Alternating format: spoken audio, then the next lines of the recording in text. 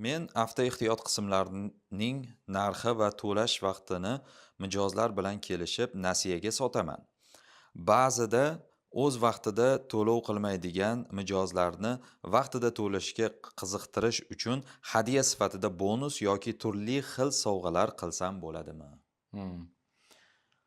Bunday savollar qilsa bo'ladi, lekin shartnomaga bu narsani qo'shmas kerak. Misol uchun o'sha nasiyaga sotilayotgan payti o'sha shartnomaga shuncha muddatga sotilyapti, shuncha narxga sotilyapti.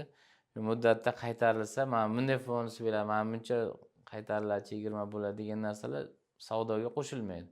Chunki bu bitta ichida ikkita savdoga o'xshab qoladi. Ya'ni savdo ham bor, hadya ham bor buni ichida yoki ikkita bitim tuzadiganlarni bittasini foydasiga ishlaydigan shartlar qo'shilyapti yana. Shuning uchun bunday qilinmaydi, balki umumiy ma'noda va'da berib qo'yishlari mumkin. Hech qaysi bir shartnomani qaytlamasdan, mana kim o'z vaqtida to'lovlarni qilsa, ularga sovg'alarimiz bor degan ma'noda umumiy bir va'da sifatida e'lon qilib qo'yib, ularga berishlari mumkin sovg'alarni. Yoki o'sha savdo payti shartnomaga kiritmasdan, misol uchun yaxshi vaqtida to'lagan xaridorlarga o'sha o'zi xohlaganda sovg'alar berish mumkin. Unda ham muammo yo'q.